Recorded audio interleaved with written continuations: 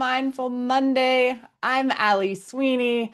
I'm a mindfulness guide, meditation coach, and this is Mindful Mondays.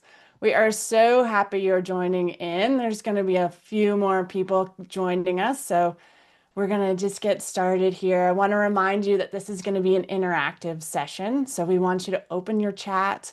We want you to get a piece of paper and a pencil or a pen, whatever you like to write with, so we can give you some prompts. That's important because as we talk about things today, we want you to be able to do something with them, to be able to apply them to your life, not just hear about our stories and think, wasn't that nice, but really start to think and write about what it means in your life too. So grab those while we're getting started here. And I want to introduce you.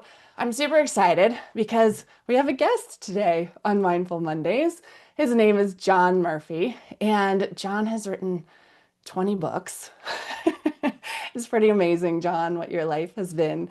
And on change mastery and really how to incorporate mindfulness into our corporate lives and how to boost creativity and increase awareness and motivate teams, all using mindfulness and the power of spiritual laws. So we are super excited to have John with us today to have this discussion. John, welcome. Thanks, Allie. Hello, everyone. Excited to be here. Yeah, John's also a fuel instructor, and I was so excited that he said he would join us today because he's often on the participant side on Mindful Mondays. So it's fun to have you on the panelist side, John. And our topic today is giving and receiving. And our theme, the universal law we're going to play with, we're going to talk about is I give what I receive. And so if you just kind of put your hand on your heart, right, and you go, today and always, I give what I receive. So let that kind of sink in for a moment because we're going to talk about giving and receiving as this circle, right? You can't have one without the other. There's no beginning and no end to giving and receiving. So that is what we're going to talk about is the flow of that. And what is within your control is how big that circle is, right? You can have a tiny little circle of giving and receiving, or you can have a great big circle of giving and receiving, but it's always a reciprocal relationship. You can't have one without the other. So that is where we're going to go today. And what we know about giving and receiving is that sometimes, like for me, receiving is a much more vulnerable act. So for me, giving feels much easier than receiving. So what we want to know from you in the chat is when you hear giving and receiving, is there is there one of those that feels more natural to you? Just put that in there. Let us know which you kind of tend toward, always giving. That's me. John, what about you? Where do you feel? Do you feel more comfortable in the other, or you feel like now you're both? I see them as both.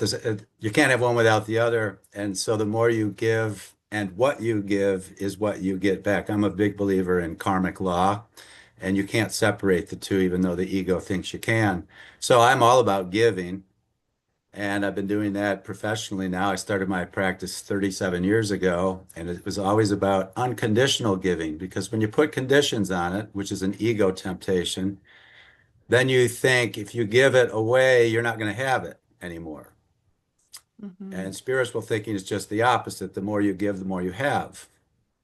And what you give, you get more of. So you cannot give love and not still have it. You can't give joy to other people and not still have it. So it's a completely different paradigm where the ego doesn't see it that way. It puts conditions on it. So in my case, Allie, I've been giving everything I can over decades, and it's been amazing to me and miraculous in many ways about how it's come back. And here's the other trick is that people think the ego thinks if I give something to you, Allie, you owe me back. Mhm. It's not how karma works. I give to you and it comes back from who knows where. That's the universal law. So I don't have to worry about you owing me anything or me owing you anything. In karmic ways, it's just always in balance. It might take a little while to show up, but it's always in balance. So my whole business model, my philosophy for all these years has been, John, give everything you have been given to give. People wonder what their purpose in life is, and I can make it very simple for people. Your purpose in life is to give away what you've been given to give away. Your talents, your creativity. One of my favorite mission statements, and I've used this in business for a long time, is the late Walt Disney's. Walt Disney had a personal mission statement. A lot of people don't do that, but I'm a big believer in that. And his mission statement was to use my creativity to bring happiness to millions. One Mm, line, to use my creativity. That's his gift hmm to do what? Not to get rich, not for selfish reasons, but for others. hmm And when we start to understand that our true purpose in life is to give to others what we've been blessed with, you don't work anymore. So true. It's a joyful experience. It's not work anymore. Like I'll never retire because I don't really work. Not in my Right. mind.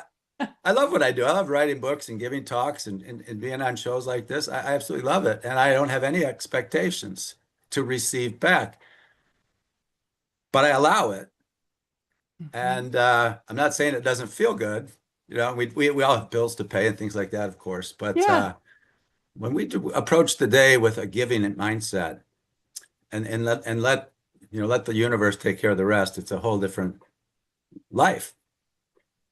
Yeah, I mean I couldn't agree with you more. Well said. And it's just such a beautiful way when you can start to move into these laws and really trust that this is how it works, then life becomes this beautiful gift. It looks like we have a lot of givers, maybe not as many comfortable on the receiving side, maybe a little bit like me. And so what we want to do today is frame this conversation for us. So, John, tell us about your book, Beyond Doubt, Four Steps to Inner Peace, because you have four steps in it. And you guys are going to want to get your piece of paper out and write one, two, three, four, because it's let be, let go, let see, let flow. But tell us about that ring of peace, because that is how we're going to frame our conversation today.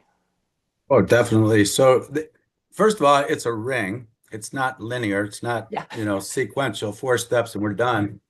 And what's next? It's iterative and it's forever. And the ring, if as it goes this way when we practice it, you turn it this way, and the more we practice it, the more we ascend. hmm We elevate our awareness and consciousness to a point of ultimately enlightenment, if you will, and where the world just seems completely different than it does to most people in the ego trap. So the ring of peace, it starts with let be.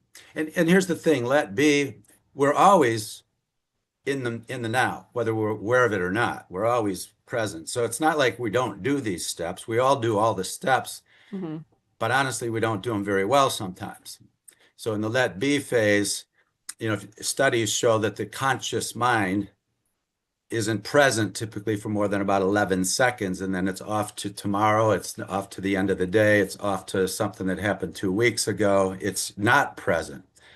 Now, if you're a professional golfer, you better be present when you're hitting the ball. You can't be upset about the shot three back that you hit it in the water. You're not going to be a very good golfer. So the idea is, how do I train my mind to be more present, to be more aware of how I'm feeling, how I am connecting with the people around me, how I'm connecting with my work. And in that let be phase, we learn about maybe there's some things weighing me down. Maybe I'm struggling with something. Maybe I have trouble receiving. Maybe I feel guilty receiving. I don't feel worthy of receiving. And we discover these things when we're mindful and present, often through some meditations, things like that. So now we go into let go and we've identified here's some things weighing me down. I've been holding on to this grudge with so and so for just way too long. That's not doing me any good. I've been holding on to this fear of whatever. I need to get rid of that. I need to let go of that. The problem is a lot of people don't know how to let go. They don't know how. They want Mhm. to, but they don't know how. So we're going to talk about that a little bit later, and I'll walk you through the emotional freedom technique. It's a tapping, meridian tapping technique it's incredibly effective for letting go of subconscious programs that weigh us down. Note that most of these are subconscious, meaning we're not even aware we have them. And most of Right. our subconscious beliefs were downloaded by the age of 6. So by the age of 6 years old, you are downloaded with so many programs, you don't even know it, and you spend the rest of your life on autopilot. Wayne Dyer used to call this the habitual mind, the subconscious mind, and it runs 99% of our life. Why? Because the conscious mind is not present. It's all over the place. So who's driving the car when you're talking on the phone to somebody? By the way, the conscious mind can only think of one thing at a time. It cannot parallel process. It cannot, multitask. The conscious mind it's not possible. And here's another statistic for that's fun in that the conscious mind can only process approximately 40 bits of data per second. That's 40. The subconscious mind can process 40 million bits of data per second. It's a 1,000,000 to 1 ratio. So if the Wow. conscious mind is saying, I need to let go of this, or I need to go on a diet, or I need to lose weight, or I need to stop freaking out about certain things. If the subconscious mind's going, that's never going to happen. You've tried that diet like 10 times. You're you're not worthy. You don't deserve it. Those are deep programs that get in our way. And so when we're let be and we identify through our tendencies and our habits, things that are in the way, in business, we call that root cause analysis, right? What are the root causes? Right. There's subconscious programs. So then we find ways like EFT to tap those away. And the let's see phase, and we all see the world every day. I mean, but we don't Mhm. see it very accurately. It's Or we like see it looking at accurately given our subconscious beliefs. correct. And you hear people Hmm. talk about my truth and your truth. But when you look at the horizon and you think the world's flat and not moving because that's how it appears, Hmm. you're wrong. So Right. I'm sorry, you're wrong. It's not flat, even though people thought that for centuries. Okay, so be careful what you think and be careful what you see because you're always going to see what you're looking for. Yeah. And when we look at the world, and I'd say this to challenge people to think about this, when you think of the world right now and you were to describe it in one word, maybe two, what word would you use? And before anybody answers that question, be careful because whatever it is you see, think about that for a minute. You just described yourself, your inner self. If you think the world's a mess, you're a mess. And that's where the real work has to be done. If you think the world is beautiful, you're beautiful. If you think it's in balance, somehow the yin and yang, everything is happening for a balanced reason, you're in balance. Doesn't matter what you see, the universe is giving you evidence that you're right in your own mind. You're right. Hmm. So that's the let's see phase. And when we let go of all this nonsense that we're running on, these programs, these Hmm. what Bruce Lipton calls viruses of the mind, when we delete Great those, phrase. yeah, and empowerment's more a deletion process. We're not adding more, we're deleting faulty programming. When we do that, we get into a state of flow, the let flow phase, where we're no longer working. Life is glorious. We're in the zone. Athletes call it the zone. Hmm. It's miraculous because it truly is miraculous. And then we continue to repeat. So from that flow, state, we're now in a different present state. Things just come easier. We experience more synchronicities. That's a quick sign of enlightenment. The more you are aware of synchronicities, what some call coincidences, cosmic coincidences, they're happening all the time. Most of us miss it. But the more we witness it, we're we're like, wow, that's amazing. Well, amazing things are happening all the time. We just don't see them, Hmm. right? Hmm. So in business, this sounds really kind of maybe out there, but in business, Allie, I've never made a sales call in 37 years because I asked the question instead of how do I get business, How do I get businesses to get me? Mm-hmm. Instead of chasing the paycheck, how do I get the paycheck to chase me? How do I attract? Notice in the Ring of Peace, all four steps begin with the word let. So we allow success. We Mm-hmm. don't work hard for it, which is the common paradigm. Right. Think of it this way, a plant, an oak tree doesn't try to grow tall. Mm-hmm. It does because it's supposed to. It's its essence. Well, we all have an essence. Mm-hmm. And if we get out of our own way and we delete what's in the way, we flow. It's natural. So Yeah. that's, I mean, and I've used that in business where all of a sudden the phone rings and a magazine wants to do a cover story on me, or there's, somebody wants me to come in and train their executive team on stuff. And, it could be in China, Brazil, Argentina. I've worked all over the place and I didn't plan any of it. You Yeah. know, I, But you it's, allowed all of it. mm-hmm. Mm-hmm. Yep. Yeah. So that's beautiful, right? Because I think we need to hear these stories of people who can really access and use these universal laws. It the way it's like the way they're intended. It's almost as if you were able to take some of those beliefs that maybe were blocking this and get them out of your way, right? Really early on in your career. And so we are going to talk about what some of those blocks could be. But first, let's go into our let be phase. Let's do a little Mhm. meditation. I'll guide it. So, for those of you who are here, I want you to just close your eyes. And we're going to use the breath today. So, if you consider the breath is always a gift, something you're giving, and always something you are receiving. So, with your inhale, feel receive. And with your exhale, feel the give. And just feel into the cycle, the circle of that breath, the cycle of giving and receiving. This one happens to always be here for you.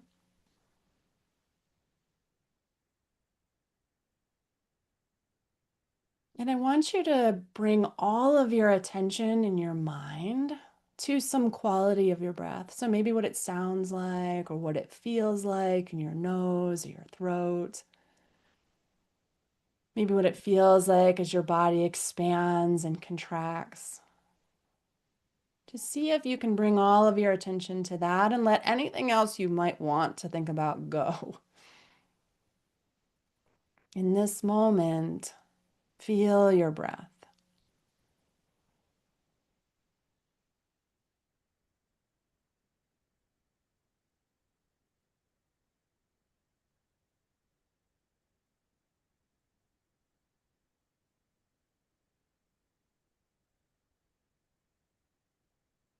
See if you can expand your breath, kind of like we would expand the idea of giving and receiving, how much is available to you to give and receive. See if you can take a bigger breath or a longer breath.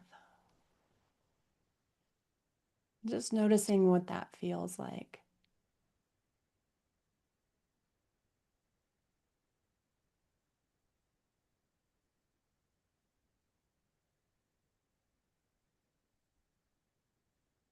Maybe bringing your attention to your belly. See if you can get a big, deep belly breath into your belly. Just noticing what it feels like in your belly. Is it tight? Is it calm? Is it restricted? What is it like for you today to be you and in your body?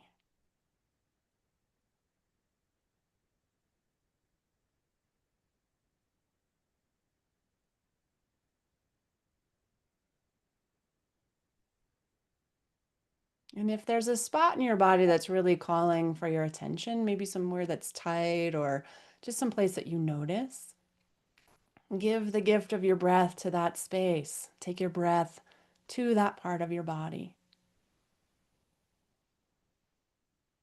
Just noticing what happens.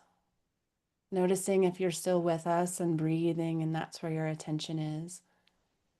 If you went somewhere else, no worries, just bring it back.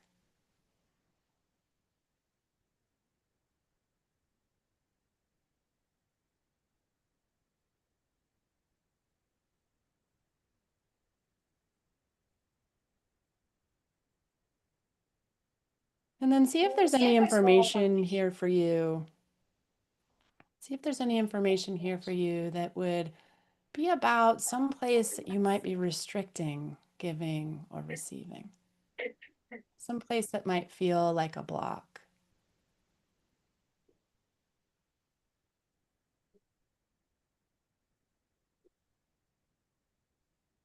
And just see if there's any information.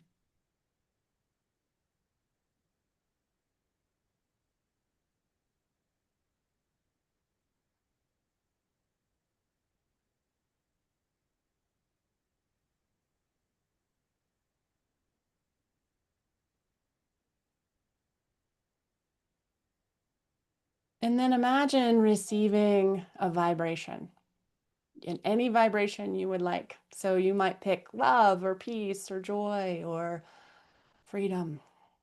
Maybe it's abundance. Pick one. And then just imagine that there's a spark in your heart that is that vibration.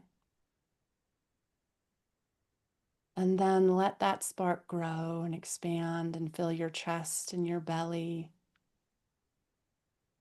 your arms to your fingertips. Notice what it feels like as it comes to the top of your head, down to your hips, your legs, your toes. And just receive this gift of whatever that vibration feels like. Whichever one you chose, let yourself have it.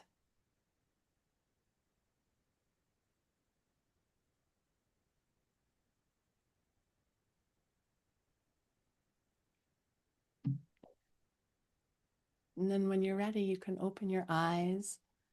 You can stretch your body.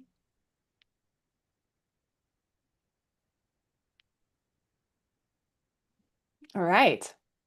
So maybe you got a little information in there, maybe not. You still have no idea what might be preventing you from having more of this in your life. That's okay too. We're going to keep diving in and discovering what it is. Because as John said, the next phase of this is to see what we can let go of. So, John, in my experience, it is often harder for people to receive than to give, right? I've talked to lots of clients over the years who, right, they're in what I would call overgivers, right? Where it's give, give, give, give, give, give, give, and they have really struggled to receive. Now, that model doesn't fit with what we've been talking about, right?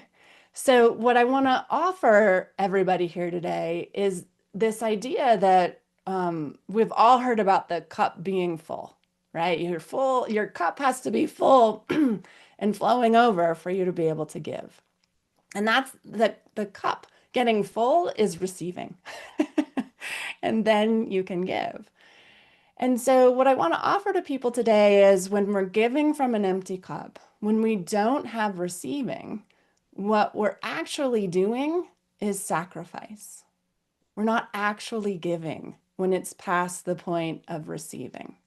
So, at that point, we're sacrificing.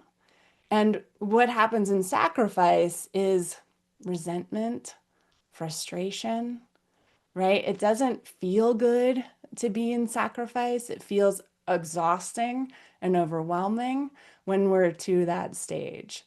So I just wanted to offer that as one of the ways that this feels like it can get out of balance, even though in the natural law, it's really never out of balance. It's just we're calling something giving when it's really sacrificing. Does that make sense? Yeah. Okay. Awesome. So, in this line of you can only give what you receive, John and I have been talking about what prevents people from receiving. And it's often about worthiness, right? So, John, you had a story from your childhood. Do you want to share it? Oh yeah.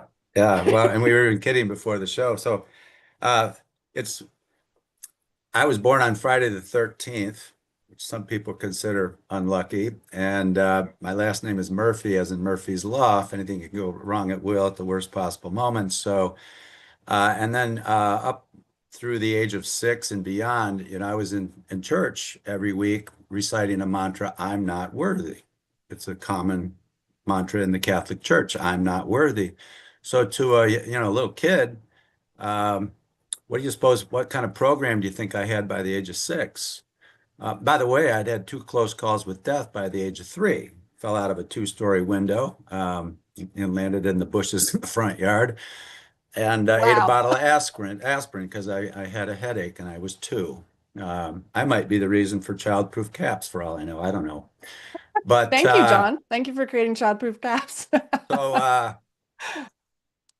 this haunted me, Allie. It haunted me for a long Yeah. time, and it turned out into almost like self-sabotage. In high Hmm. school, just before I was very interested in football. Just before my sophomore year, they detect a hernia, and I'm out for the season, and have to get that repaired. Back in those days, it was 6 days in the hospital for a hernia repair. Lots changed that way. Just before my junior year, we won the state championship in Michigan, and just before my senior year, I'm elected a captain. I run my foot through a lawnmower and end up back in the hospital, and I'm told I'm never going to play football again. So these moments of bad luck, this is some pretty deep programming. Hmm. And until I found ways to delete the I'm not worthy belief, which I didn't even know I actually had, Sure. Yeah, that's the thing. You conscious. don't really know until you start looking. Yeah. Yeah, everything in my life changed. So I was, in a way, I think I was almost self-sabotaging myself subconsciously, getting in my own way, I like to call Mm, it. And I beautiful. use the metaphor for true empowerment, self-empowerment isn't something somebody else gives you. You claim it. You have the power already available to you, but you got to open the valve. It's like water trying to get through Yes. a faucet. Hmm. It wants to flow. Life, chi energy wants to flow through you, but we block it. So when we give and have trouble receiving, so we give more, if we don't remove the blockage, we're out of balance. Hmm. And our essence is to be in balance. Yeah. Everything in universal law is about balance, yin and yang. It's every karma is all about balance. We get imbalanced when we don't know any better to open the valve, or we don't know how to Mhm. open the valve. Right. And so when we do EFT, it's meridian tapping. These are Hmm. the meridians running, the electrical meridians running through the body. They get blocked. Yeah. And you've heard me say that you can change light bulbs all day long, but if the circuit's broken, you're wasting your time and money. So Right. let's open up these meridians and allow life chi energy to flow through us. Why? Because we're here to give, and it's hard to give if we're exhausted and Yeah. we're not receiving what we need to give. So Yeah. we're way out of balance. Yeah. So, and that's where my story is, John, is that I was also raised with religion, so I had that piece, but I also had female role models who were sacrificing everything for their families. And it comes out of the most beautiful place of love. But it also, I watched them exhaust themselves, and I thought that's what it was to be a mother. That's what it was to be a good human, right? You're good. You're a good person if you give and give and give. That was the model that I received. And so, what I've been learning is just something that you just touched on in what you said is that it really does start within. Like I was waiting for other people to give me time or give me space Mhm. or to see me or see how exhausted I was. And what happened, this only changed when I started to give to myself, was that it really started with me loving myself. Not so I had it confused for a long time. I thought if I just did the self-maintenance or the self-care, that would be enough, right? I had this is hilarious, but I really did do this. I had a reminder on my phone for self-care every 2 weeks. That was how much I allowed myself. So my point is it really it wasn't about the self-maintenance or the self-care. It wasn't until I decided to genuinely love myself and these gifts that I have that the flow started to shift in a different way because I could give these things to myself. It was this changed everything for me. That idea that Yeah. it really does start within. So, um, gosh, looking at our notes, we've already covered so much. And I want to give our crew a journaling prompt just so that they can kind of make this room real for them. If they have any ideas about what makes it difficult for them to receive. So maybe put that in the journal, share it in the chat if you're up for it. What is it difficult to receive love? Is it difficult to receive help or even rest? Is it difficult to receive recognition? That's been certainly part of one of my journey, having one of those programs that, being proud of yourself was a no-no. Like you were not You allowed should to. you, you should be ashamed of yourself, right?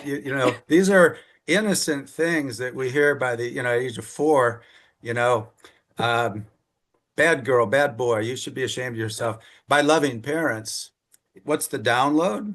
Shame, the lowest frequency recorded with David Hawkins' work. It's shame is the lowest frequency, right down there with misery, and misery loves company, right, Ellie? So um, Yeah, that's why it's so important to do exactly what you're talking about, which is get in touch with yourself and really right. take a good look at just how you look at things. Here's a very important thing about abundance when it comes to money. A lot of people are like, God, I really wish I had more money. Sure. But they're jealous of people who do. And they drive by big mansions. I mean, there's billionaires all up and down the street here in Palm Beach, and they drive, and they see fancy cars and they think, oh, that's just terrible. That's one of the worst curses you can do to yourself because that reveals a blockage. You're resisting money by being jealous of people who have it. Tap that one away because that's just never going to work for you. You Yeah. can't Well, be, another one is a lot of people believe that money's bad. yeah, right. The curse, the root of all evil or whatever. There's a Right. program. Yeah. Right. That's another one. Um, Gosh. So John, give us an example because really what we're looking for is the opposite of these blocks, right? So give us an example from your life where you feel like you've been allowed to fully receive, right? Whether it was help or feedback or love, and just how that was able to change what you were able to give. Can you think Yeah. of anything? Oh, I could think of quite a few, Allie.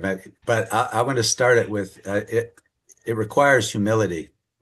It requires humbleness and a truly open mind because information is available to us all the time, including intuitive information. Our pineal gland in the center of our brain is crystal. It's crystalline, which it's an antenna. So this is science, and it receives information from higher consciousness.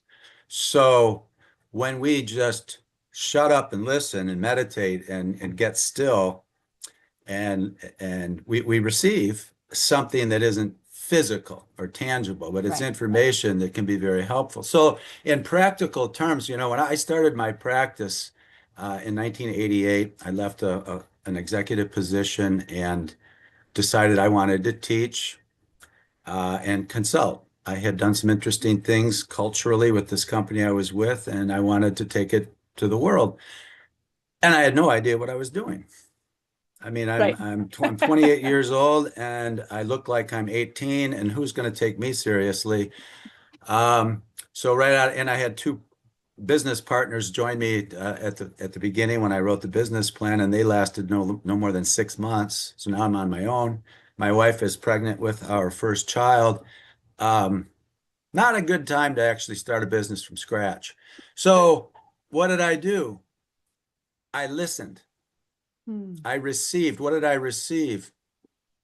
Some friends of mine said to me, if you're going to make it in this business, you got to write a book. I don't know how to write a book. So I read a book about how to write a book. This is long before AI writes books for you, and I love there this. was no internet. The 80s. That I'm reading books about how to write books, and so I wrote my first book, which was very successful actually, and then published in many other formats and languages. And then my older brother said to me, "John, you should write an allegory." Okay, what's an allegory? This is humility, Ellie, because I didn't Yeah, know what I didn't know. I think it's right. true of a lot of us. Yeah. So I read an allegory. It's a story. Hmm. It's a book about, that Ken Blanchard, the One Minute Manager, wrote some great allegories. In fact, he ended up endorsing my first allegory. So it's a story about how to do something. So it's Right. educational, right? And then another friend of mine, a professor at a university, said to me, John, you got to write the sequel to this book. It's perfectly teed up for a sequel. I go, it is? She's like, yeah, yeah, this is perfect. So I wrote a sequel. That was my third book, Reinvent Yourself. It made the national newspapers.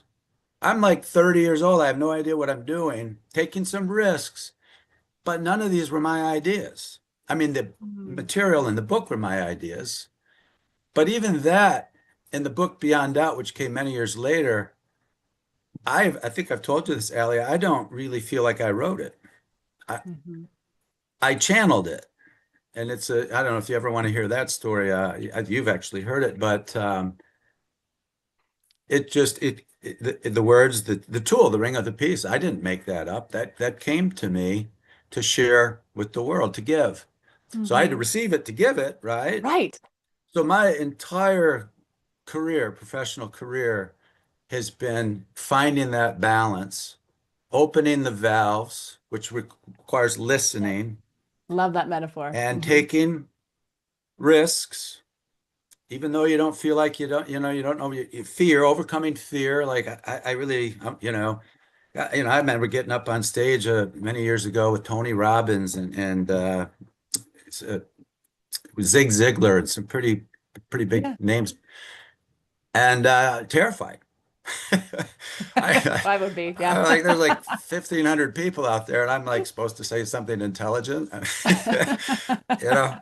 But the other thing I think that's important is that we can laugh at ourselves, and we're going to make mistakes. I made countless mistakes, and let those go. If you're holding on to something stupid you did 20 years ago, or 10 years ago, or 2 weeks ago, just let it go. There's nothing you can do about it now other than let it go, right? Hmm. Hmm. So that's Yeah. all part of the process. To me, it's an ongoing process. I like to call it a practice. It's like a Yeah. daily practice, like meditations. Mhm.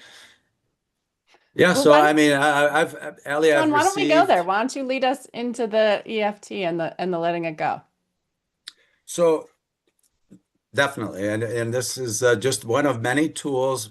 Just a quick, if you're not familiar with the EFT, emotional freedom technique, it's a release technique, and it's a combination of ancient Chinese acupressure, not acupuncture. We're not using needles, but the tapping meridians are a form of ancient Chinese healing, uh, combined with modern day psychology. So psychologists are using EFT frequently with patients to not manage a, a problem, but to delete it. And I like to say, why manage something you can get rid of? Like Right. stress. Why, we have all these stress management techniques. Why don't you just get rid of it? Like how do you get rid of stress? Hmm. It's an illusion of the mind. Fear and stress are illusions. And people think they come from external. That person drives me nuts. That person is really annoying. That's not true. It's what you think of that person that's annoying you. You have Mm, to right. take ownership and responsibility. It's not the traffic jam that's annoying you. It's what you think of it. And the minute you change the channel in your mind, it's like changing a radio channel and you tune into a different frequency. You're not even aware of the traffic jam anymore. Your mind is Free. hopefully at peace, right? Hmm. So EFT is a way for us to identify those things. So the first thing we do with EFT is take a little inventory. So think about right now. on a scale of 1 to 10, what's your stress level? What's your anxiety level? Just right now on a scale of 1 to 10. And you don't have to put it in the chat or whatever, but just come up with a number. One, by the way, means I'm just at total peace. I mean, life couldn't be better. I'm sleeping like a baby, just wow. I am totally feeling blessed. 10 is, oh, geez, I've got this big project that's just, I don't know how I'm going to do it. And so and Hmm. so, or I'm going through a divorce. I'm about to lose my job, Hmm. The big or my stuff. Yeah. business, or, whatever. Those are the high. Now, what we want to do next is whatever your current number is. Let's just say I'm a 5, and I'm feeling pretty good, actually. Now think of something that really triggers you and stresses you out. So you might be right now, hey, we just did this meditation with Allie. I'm feeling pretty good. But boy, the minute I think about my ex-spouse, or the minute I think about my boss, or or this situation, oh, I go right up to 9 or 10. It just that thought. Isn't that amazing? Just the Okay. thought. Just Yeah. the thought. And by the way, the thought triggers feelings in our body and stress hormones like cortisol and adrenaline. And now our immune system breaks down. We actually are more vulnerable to illness when we're stressed. That's science. I'm not making this up. So now you think about, okay, this thought is really uh, bothering me, or this underlying belief, like I'm not deserving, Hmm. or I'm jealous, or I get angry when I think of these types of feelings. So then the next thing you want to do is, once you've got this thought, and it's certainly above 5, you start making just a short little movie clip of the situation. You just run it through your mind. Like, you can see, for example, you're going through a divorce and you have to move out of your house, and you got to get rid of stuff, and it's bothering you, right? Hmm. And that's your little movie clip. And then give it a title: This Nasty Divorce, um, this annoying boss, this job that I hate, this Right. problem I have with my kid, or this illness that I've been told I have by the doctor. Could be anything stressing you out. Give it a title.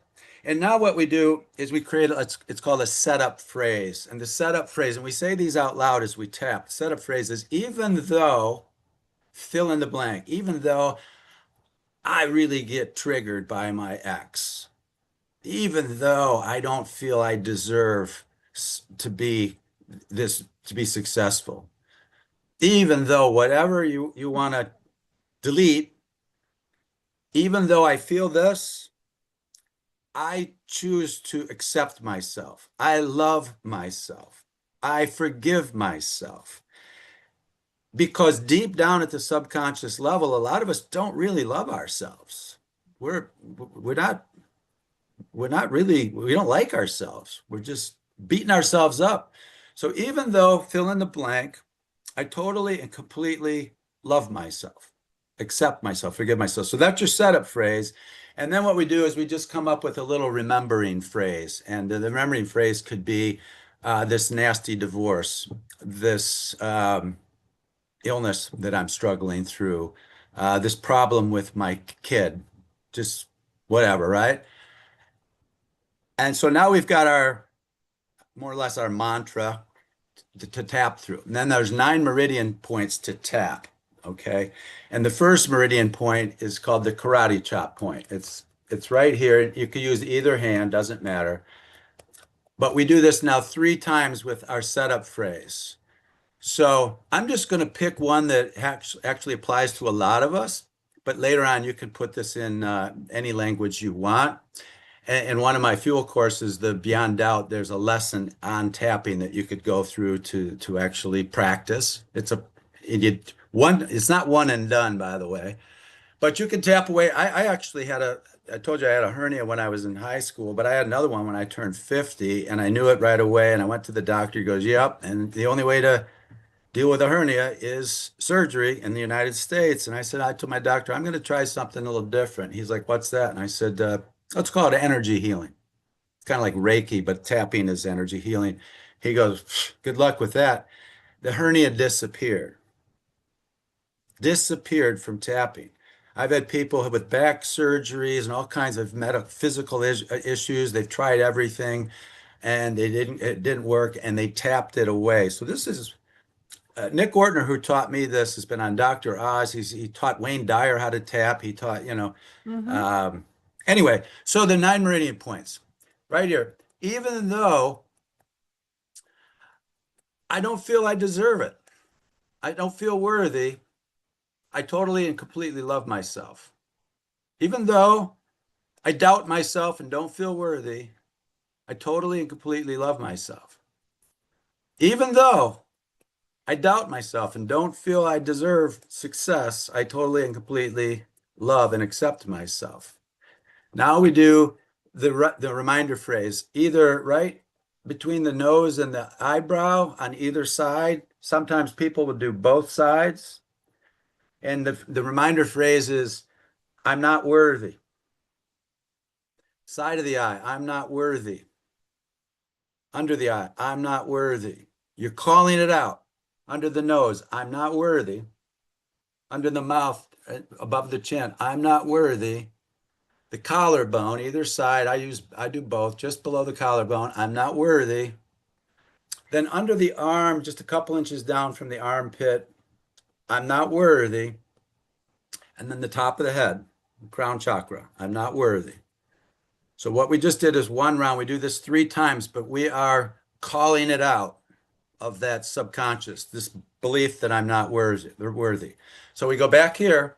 Even though I have this belief that I'm not worthy, I totally and completely love myself. Even though I have this belief that I'm not worthy, I totally and completely love and forgive myself. Even though I have this doubt about my ability to succeed, I don't feel worthy, I totally and completely love and accept and forgive myself. This limiting belief about worthiness, this limiting belief I hold on to, this limiting belief about deserving, this limiting belief about receiving, this limiting belief about accepting and allowing success in my life, this limiting belief about being unworthy, this limiting belief I hold on to, this limiting belief I'm ready to let go of.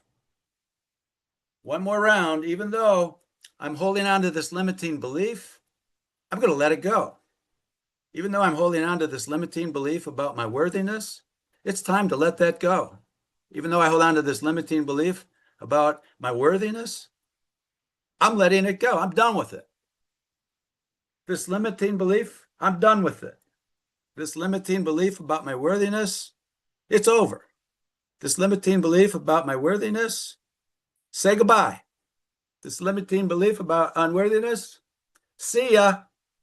This limiting belief about unworthiness and not deserving, adios. This limiting belief that I hold on to, not anymore. This limiting belief that I'm holding on to, it's time to move on. This limiting belief that I hold on to, I'm free of it. And then just deep breath. Now, like I said before, it's not necessarily one and done. I mean, sometimes it could take weeks. It took me a while to get rid of that hernia. But it's that whole process of letting go, letting flow. And chi energy, life-giving energy, I like to call it capital L love. There's no conditions to it. It wants to flow through us.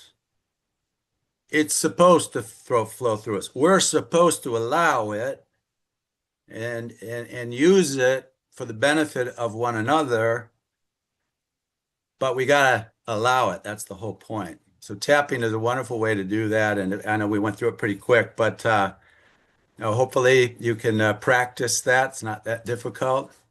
Yeah. Incidentally, I mean, I think I learned it originally like 15, 20 years ago. I do it not every day, but I do it every time I have something that's concerning, Yeah. you know. In What fact, it's I've being taught to kids. You could do it before a big exam. You could do Hmm. it before a job interview. You know, anything that might stress you, you do it before you get up on stage to give a speech to a bunch of people. Anything. What I really like about it is how active it is in the body, right? Because our minds can create so many different scenarios, but if you're really just tapping, you're right there with this idea. So that's what I really appreciate about tapping is that it's hard to go do something else while you're tapping. Yeah. Right? It's Yep. that Yeah. really brings that focus in. And so what's powerful about tapping, and if you repeat it, I did put John's courses in the chat so that you can access them through that link. And they're part of Fuel for you to be able to go use them. That's why Fuel is so cool. But if we move into Let's See, this next stage of our ring, really what we want you to be doing is noticing what opens up for you as you decide to let go of some of these limiting beliefs. So, what we want you noticing what happens, what changes in your life, and make note of them and bring in gratitude, right? So, gratitude is this wonderful way to anchor giving and receiving because it it just honors the process and says, I'm ready for more. If you want that circle of giving and receiving to be bigger, gratitude is one of the keys. So we want you to try to notice what changes for you. And like John was saying, this is about allowing something to be different. Yeah, you might have spent your whole life thinking it was one way, and now you're changing that. So allow the change to be there for you. Would you add Yeah. anything else to the Let's See, John? Yeah, I think one of the things, Allie, that's so powerful is that this person maybe that's been annoying you, let's just use that as an example. Now you see the person with more compassion, which is a much higher frequency energy Yeah. than anger or criticism or judgment. When you see people that you start to see them with more empathy, which is a key competency in emotional intelligence, as you know, you start to see through their being a jerk to the pain they're having in their life, to things that are going on that are troubling them. They're probably just as troubled as you are. So you just start to see them in different light, literally, Hmm. Yeah, and literally.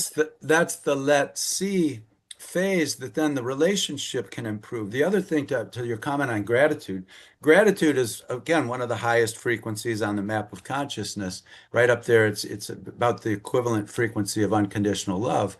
And when we're in that feeling of gratitude and appreciation, and now we can direct that towards somebody who's our biggest nemesis, the person that's just, the ex, that's whoever, this Yeah. and we realize, thank you for them because they're teaching me patience, wisdom. They're teaching me a lesson I didn't even know I needed to learn. Hmm. So I remember saying this one time on one of the talk shows. I said, I start my day with gratitude, but one of the things I do is I thank God, so to speak, for my problems. Yeah, right. And the That interviewer's that like, is a challenge. what? I go, because they're solutions in disguise. They're Hmm. opportunities. And what would we do without opportunities, right? So Yeah. whenever you look at the world and you see all these problems, think about it as infinite possibilities. Right. Look at all the opportunity we have. That's the way entrepreneurs think all the time. It's like, hey, how can I solve this problem or come up with ways to prevent it? Yeah. So again, that's where the let's see we see with a different frequency. Yeah. Yeah. So, and that's a beautiful thing because you can match frequencies then, right? Oh That's yeah. how this works is when you sit at these higher level frequencies, more of those higher level frequencies come to you and you see more of that happening in your world.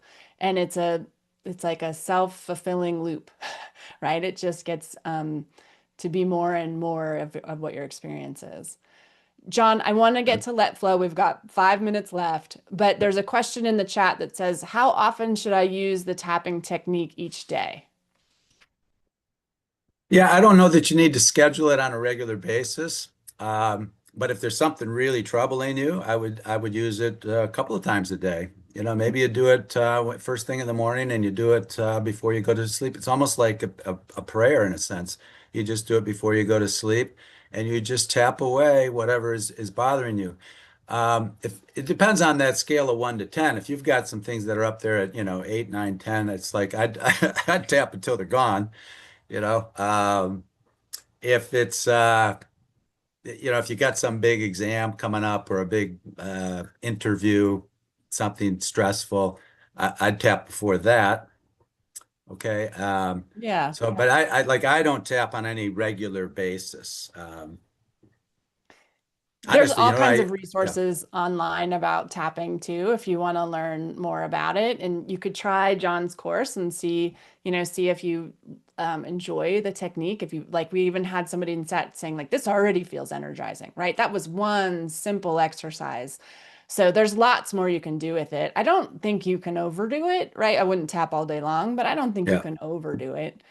Um, Well, Ellie, too, I'll just add it's like meditation. yeah, You don't want to meditate all day long. By the way, I like contemplation just as much as meditation. So yeah. contemplation is just thinking about things without judgment. Hmm. It's opening your mind to contemplate. I'll give you a quick story if it will, because this is a flow story, and I think it's Okay. a great takeaway. It's been told many times, but there was a farmer that one day one of his horses ran away, and the neighbors Oh, all right. said, "Oh, how unfortunate! How oh, that's just terrible." And he said, "Maybe we'll see." And then a couple of days later, the horse came back with two wild horses. And they all said, "Oh, how fortunate. That's just wonderful news. How lucky are you?" And he said, "Maybe.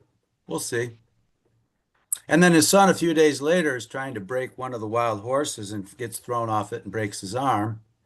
And the neighbors all say, "Oh, I'm so sorry. What a bummer. How terrible." And the farmer said, "Maybe. We'll see." And then a week later, the army came through town recruiting young men to go to war, and they had to pass on his son because he had a broken arm. And the neighbors all said, "Wow, how fortunate. And the answer was, "Maybe, we'll see." That's contemplation. Yeah. We don't know sometimes. You get stuck in a traffic jam or you miss your flight and there's some disaster that happens or something like that. So we have to go through life with more open-minded, and that's where we really witness the flow. It's Mhm. it's it's continuous. Allie, I know you love to get out into nature. There's no better way to get into flow, in my opinion, than to just go walk silently, through the woods or just sit and commune. I go down to the beach at night and just sit and commune with the ocean. Um, Yeah. Lots of different ways to get into flow.